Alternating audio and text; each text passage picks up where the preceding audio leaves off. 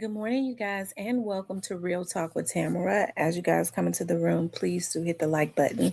Also, if you have not subscribed to the channel, please do subscribe to the channel. I hope that you guys are doing okay on this morning. I know that I am. I always express the importance of hitting the like button because the like button helps to keep the video in the algorithm. So make sure you guys please like, share, subscribe, comment, and all of those wonderful things. Okay. You guys, I wanted to talk about Pooh Shiesty's mother is saying that he is expecting a daughter.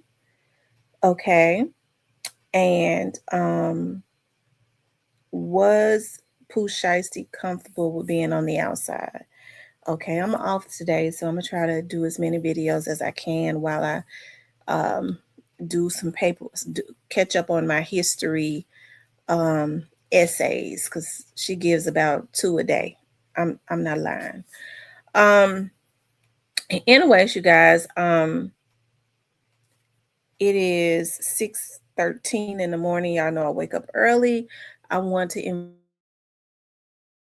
invite you all to get on my praying line, which is at 7 o'clock a.m. Central Standard Time and probably 8 o'clock somewhere else. Okay, go to my Real Talk with Tamara like page, look at your time zones and get on. But right after when this video is uploading, we should be on. So I invite you all to come and get on, okay, and agree with us, okay? Anyways, Pooh Shiesty, okay? Pooh Shiesty's mother, let me pull this up, says that she's being strong for her granddaughter. She got the way she put it, she has a grandbaby on the way. Now that could be true.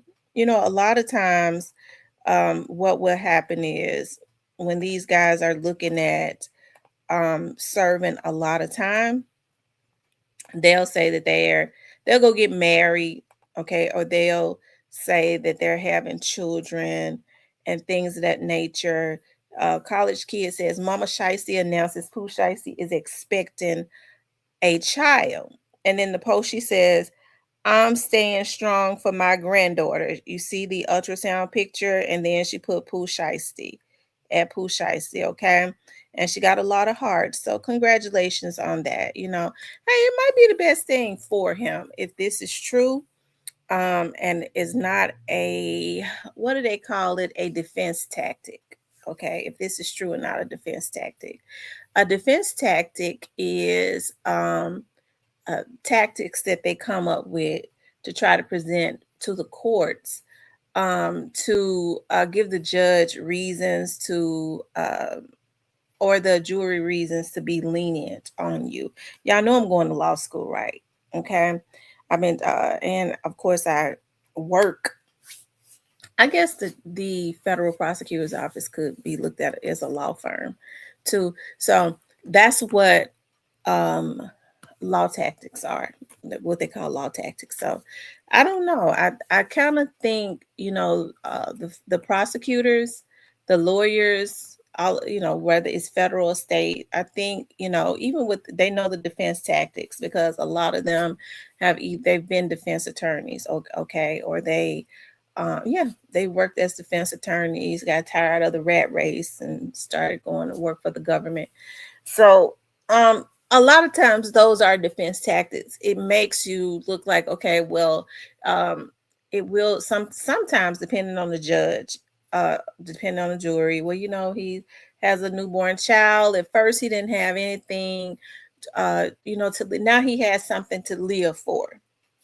Okay, he's wanting to change his life for his daughter. His daughter needs him. He wants to be a father. His father was in the street, and he didn't have any body to look up to, but he wants to change for his daughter, and we're asking for you to consider this. Take this into consideration. Blah, bada bing, bada ba. That could be true. It might not be true. Okay. Um, but if it is, congratulations to Pooh Shiesty. I mean, you have a child, and sometimes, I mean, but I'm sure he knew that, maybe he knew that child was coming. If they know that it's a girl, okay, then he knew that baby was on the way all of the time, right? Maybe. I don't know, because it's been that happened in January. Okay, maybe he didn't know at that point. I don't know. Okay, but at any rate, that it never should have happened. Okay, and I want to see Pooh Shiesty do well. I do, but Pooh Shiesty has to pay his retribution to society as it relates to what he did. There's no way around it. If they let him out, that sends a message to other criminals. Pooh got out. I can give me a little. That they're just not gonna allow it to happen. The FBI is not going to those racist judges down there in Texas. Definitely coming from Memphis, with Memphis being all over the news with all the craziness that these dudes do. And we have a DA that people consider, I'm talking about a state DA that wants to allow people to get away with crime. Other states and cities, especially in the deep south, is going to send a message because they have been watching this in the news. The president has talked about what has been going on in Memphis. So Memphis is definitely sticking out like a sore thumb. So when it comes to the rappers in Memphis, you're talking about a publicized, sensationalized case that's Young Dolph, where you have rappers that sent hits on him. And it seems like at this point, Yo Gotti and them are still out there at this point. Nothing has happened at this point. Okay. Yes, they have a message to send, especially Yo Gotti has set up shop in Dallas, and these fools seem to let money take them to the Mississippi River. Okay. I jump off of that bridge into the Mississippi River for $1 million. Yeah, I do it. I do it for a meal. You ain't coming back up. You so dumb. They let Joe Gotti tell them go jump off that bridge. I give you, young nigga, I give you $1 million. They go jump off the bridge. They're so dumb. They don't realize that they just jumped to their death. They ain't gonna get to spend that $1 million, but then Yo Gotti and people of his kind know how to spin it. Young nigga, you don't come back up. Guess what? Your family gonna be taken care of though. Oh, my family be taken care of. There, I did that, but you dead though. You dead. This is how stupid a lot of these young dudes are. They do anything for money. And Young Dolph said a long time ago, I can't hang around nobody that'll do anything for money. They ain't to be trusted. No morals, no integrity. They ain't even loyal to themselves. They'll shice their own mama. They'll shank their own mama for some money. Okay. And it's happening. So congratulations to him on that. Okay. Um, but I was looking at Pooh Shiesty, okay? Let me pull something up. I was looking at him. Is this Big 30 page? Okay, yeah, so this is Big 30 page. And here's the thing, too. You're looking at Big 30 Facebook page. This was around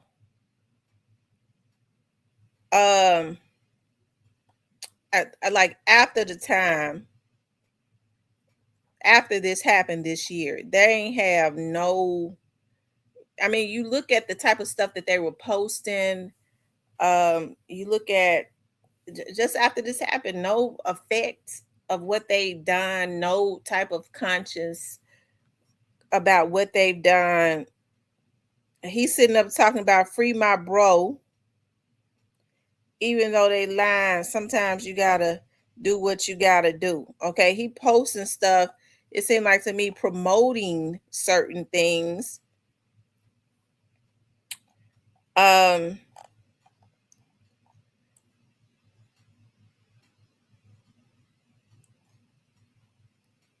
um,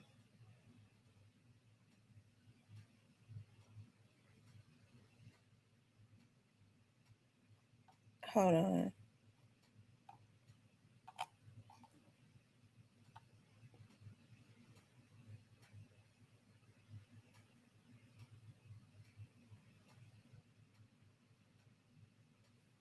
He said can't never none but members in this video in the middle of my hood. Okay, talking about J Money.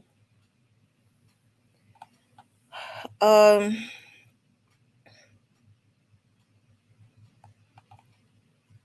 he said I'm trying to stay free, stay alive, continue being successful, multi-platinum selling artist, and a real life father.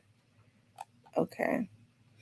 Okay, so this is what made me go on to 30's page. Okay, I was looking at Pooh Shiesty, right? He got Pooh Shiesty, and Pooh Shiesty got gold albums and all of that. So he's quite successful. And this was like right after Pooh Shiesty got out. Look at Pooh Shiesty's stature. Like look at he just got out of jail. He does not even look comfortable.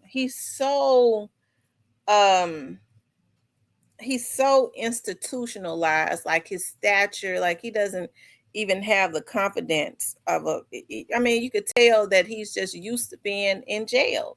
Like he doesn't even look comfortable on the outside here. We know Big 30 is a criminal, but he ain't really never really did no time. Okay. His statue is just different. You could tell that this young man is extremely institutionalized, and he does not look comfortable even on the outside. But this was right December 10th of 2025, so he had just got out, right? And it's really sad because this is a young man that should be used to his freedom and stuff, right?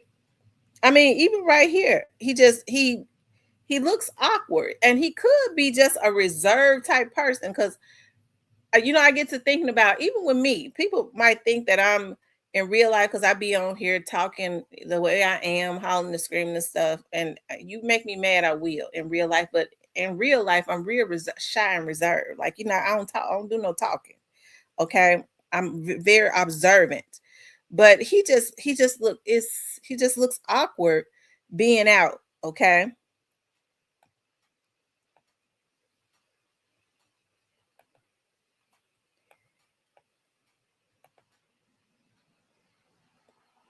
and he could just be like a reserved type person. But sometimes people can be so institutionalized, okay? They could be so institutionalized that it's just awkward to them. They don't know how to function when they're outside. Okay. Have you ever had like family members that get out of jail? I had a cousin like that. Okay. He would get out of jail, and I started to wonder about him. I was like, he would go and do a lot of time, and he was young at that point. Now he keep his behind out. Okay. But he would go, and he in his 40s now though. But in his 20s and 30s, all of his 20s and 30s, he was in jail. He would get out. He would do, I mean, he was doing a lot of time at one time, 5 and 6 years at a time straight. He would get out, get a car, such and such. I'm not gonna say his name back in jail. He wouldn't be out a month. And one time he was out for a week and he violated,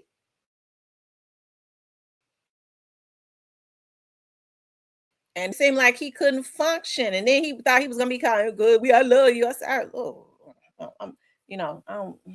Okay, he wants somebody to put something on his books, and I ain't had no issues with it. But this was a young man, But he said that to everybody, con artist, right? But we loved him though. But I started to think we weren't gonna let him not have nothing on his books. Okay, I guess he wanted them a Roman noodle or something. But some of these men don't know how to function on the outside of a jail cell. And I don't know about it started to make me feel weird about what was going on up in that jail. I ain't talking about Pooh Shiesty, I'm talking about my cousin now. Okay. Because it's like he wanted to be back up in there. And same thing about Pooh. Pooh didn't even look comfortable being on the outside, but I bet he's more comfortable up in that jail. Okay. Which a lot, which says a lot about his mental state. Okay. And people are posting, Pooh Shiesty's mother says that he is expecting a little girl. Okay. Now, Pooh Shiesty's lawyer, the one that he got rid of, let me show you this. When Pooh Shiesty, okay, because they showing me. Shiesty's lawyer, his former lawyer, the one they got rid of, he wants to be back on the case, child. Okay, he trying to either get some fame or he trying to be back on the case. But I was going to show a video of Pooh Shiesty showing his teeth. I'm sure y'all have seen that. He just don't look. He just don't look real. I mean, he looks real. He just. I don't know. It's just something ain't right. Okay, I don't know why I said real. He definitely looks real, but it's almost like it's robotic, which that makes him very dangerous. And he could be a very nice person, but I doubt it. Just looking at his eyes, yeah, it hurts me so bad. Look at this. Looking at his eyes and stuff, it's just he is definitely institutionalized. He is definitely institutionalized, and I hate this, and I believe that it comes from you become like a, a stone, I guess, wall or concrete or something like that when you've been in jail all the time. Now, look at this picture right here. And then you have to think about they was out there doing hits and stuff like that. I mean, I think those spirits and stuff start to jump all over them, and it makes them barbaric. And his eyes are even more barbaric right here. Okay. His eyes are even more barbaric.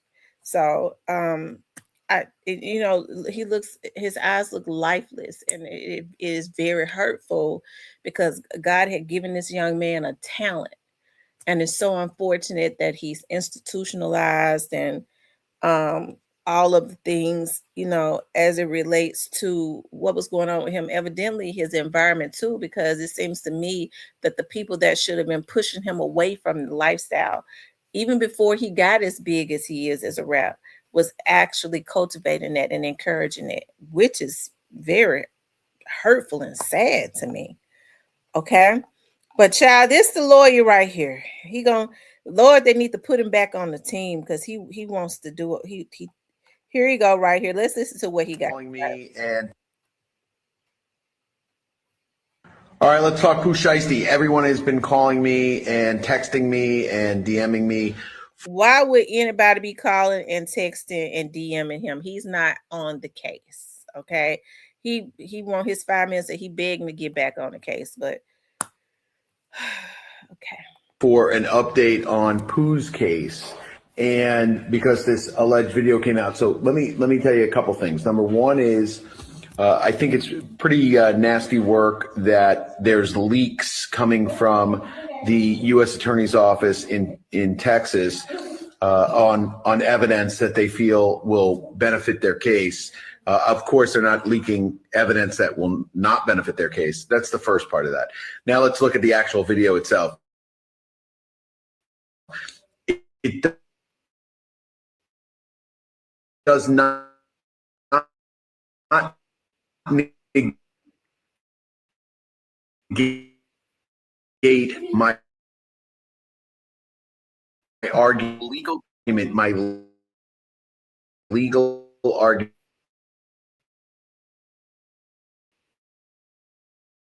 here.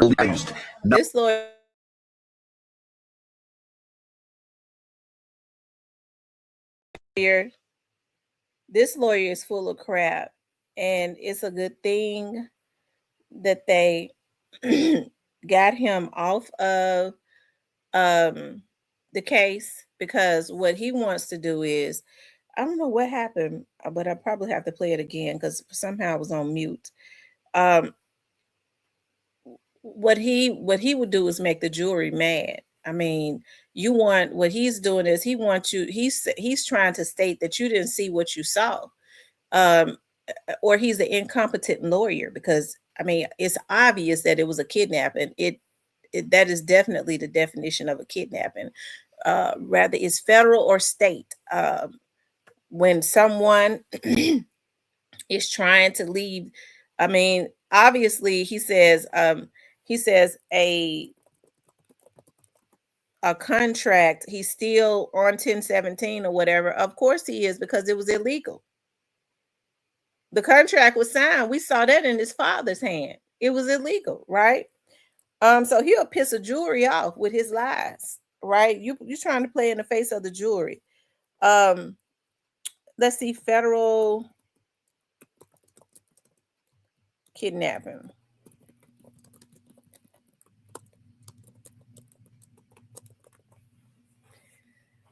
Let's see here.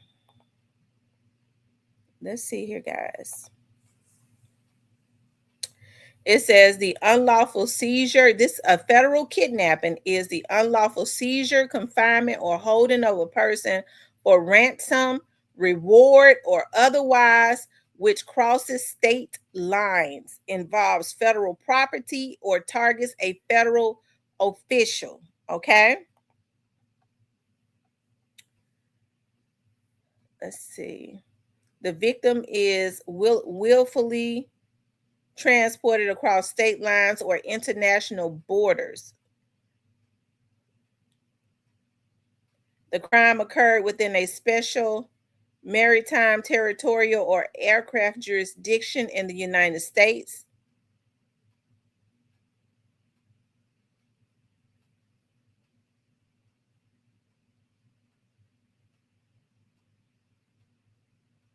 The kidnapper uses items of interstate or foreign commerce, such as crossing highways or using telephones, mail, or the internet to facilitate the crime or make ransom demands.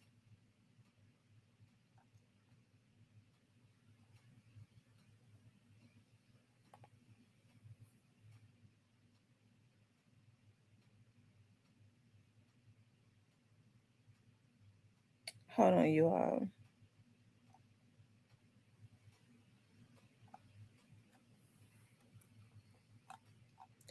False imprisonment.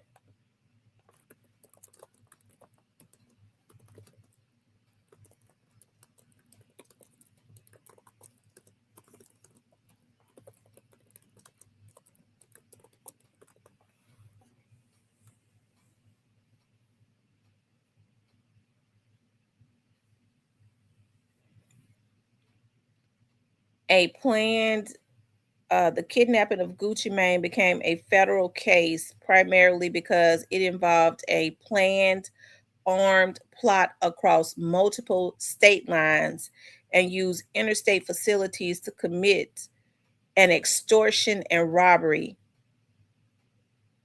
Okay.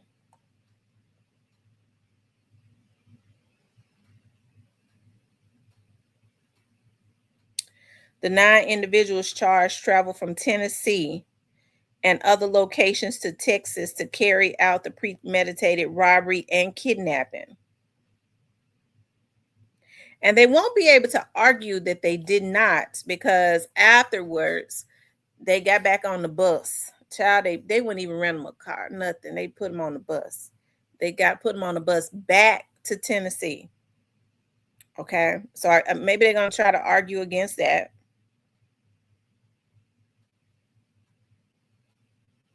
It says federal prosecutors invoked the Hobbs Act and federal kidnapping statutes because the group allegedly used a AK style pistol to hold Gucci Mane and others at gunpoint, forcing them to sign a contract release and stealing their property.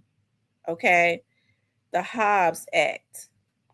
Like I told y'all, the feds can use their statutes to charge you with a state murder um you just got away with. Okay. The Hobbs Act is a federal law that makes it a crime to obstruct, delay, or affect interstate or foreign commerce or the movement of goods and commerce through robbery or extortion. Okay. He was definitely robbed. And then after they robbed him, they traveled back to Tennessee. And I guess they're trying to say that they traveled from Tennessee. Some of them traveled from Tennessee to commit this act. Okay. Let's see. Okay, let's finish listening to what he says.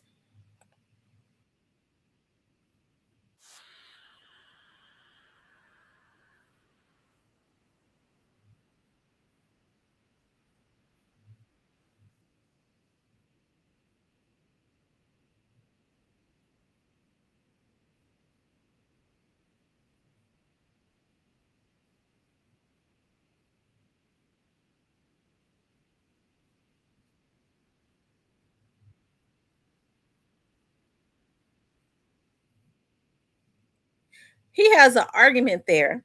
Okay, so he does have a good argument there based on the laws that I just looked at.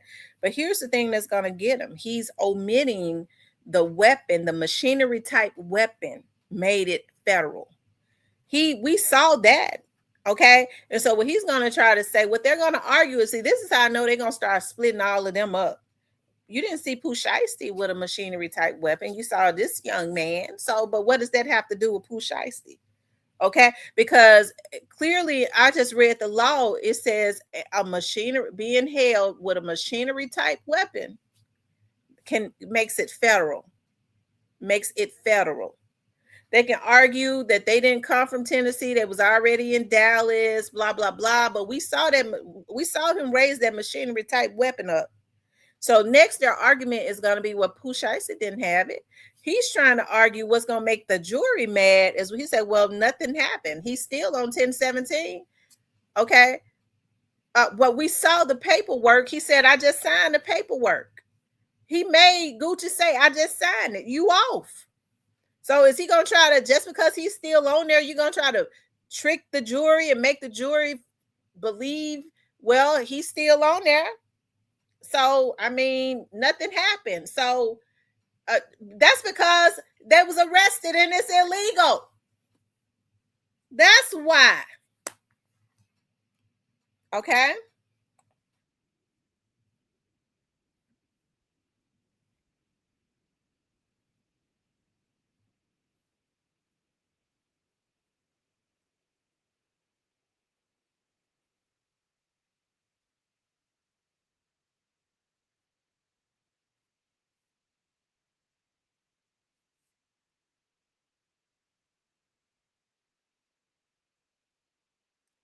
And I didn't even know he was going to say that. I told you. I didn't even know he was going to say that. I told you.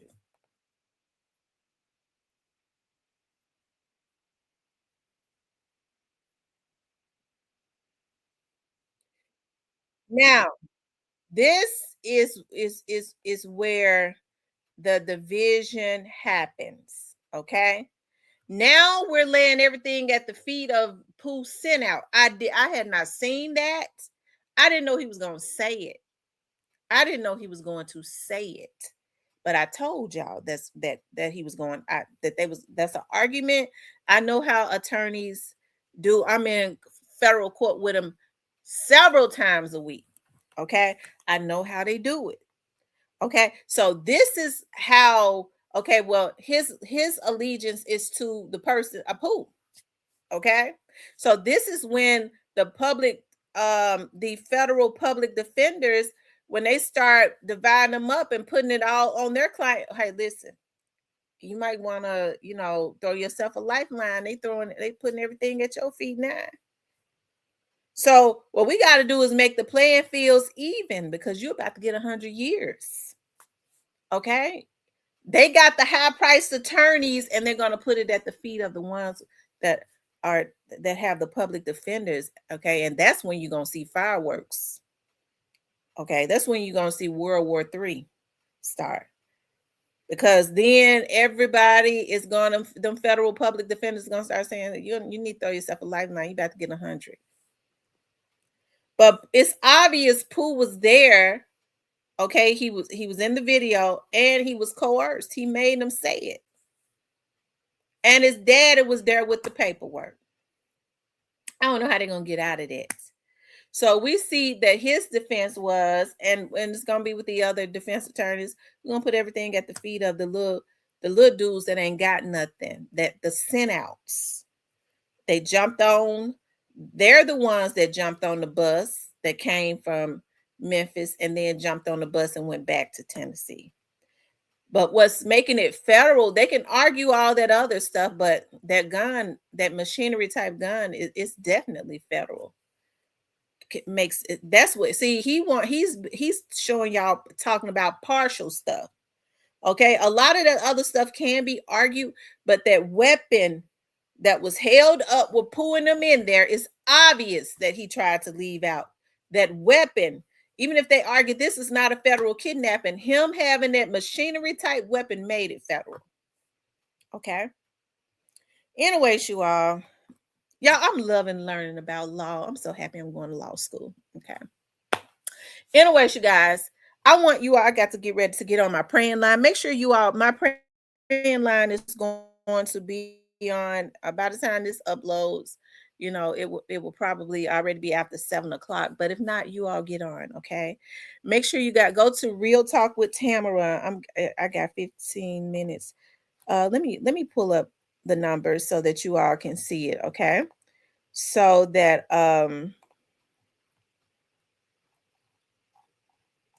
let me see my praying line. I need to hurry up. Here it is right here. This is the phone number. You all get on right here. The phone number is 978-890-8900, code 061043. 7 a.m. every day, Central Standard Time. If you're on another time zone, then it's probably an hour up or an hour back, okay? I love you guys. Talk to you later.